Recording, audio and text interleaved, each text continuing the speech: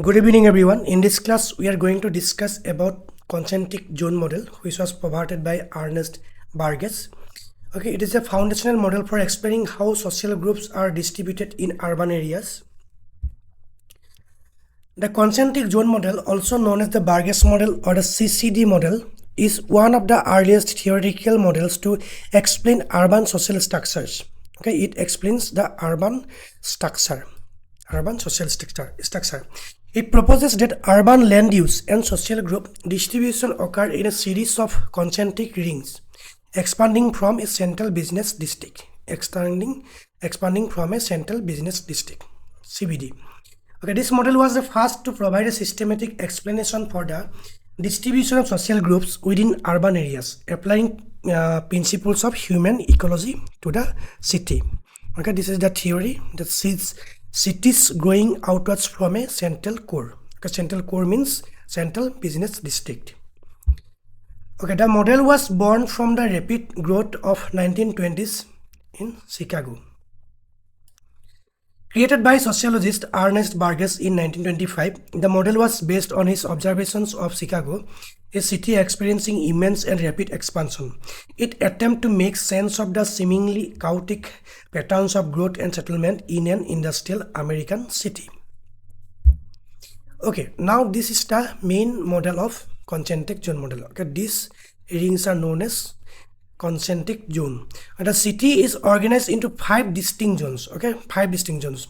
One, central business district. This is the central business district. Then 2, zone of transition.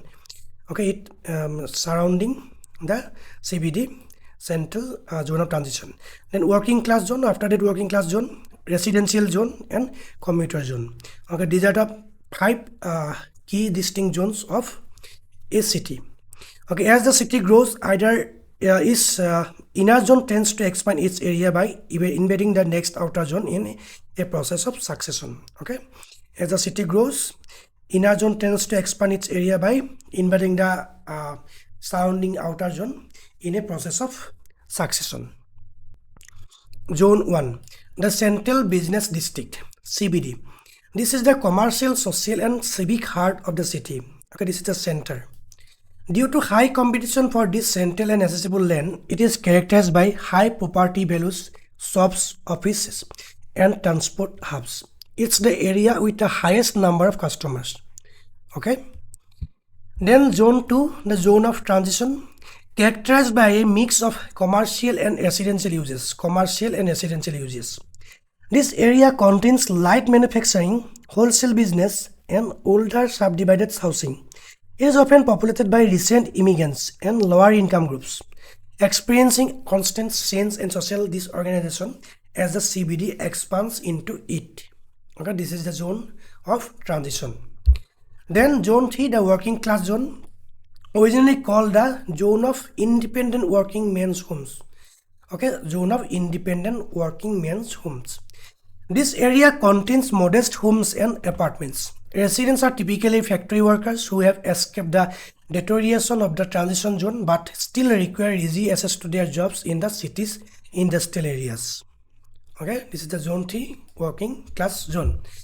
Now zone 4, the residential zone.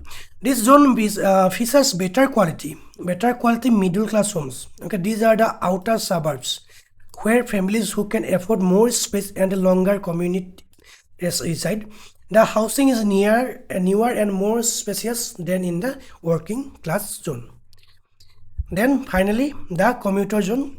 Located on the outskirts of the urban area, this zone consists of high-class residential areas. Residents are typically upper-class homeowners who can afford the cost and time of commuting daily to the central business district for their daily works. Okay, this is the commuter zone. These are main 5 zones of concentric zone model. The economic engine behind the rings is the bite-rent theory.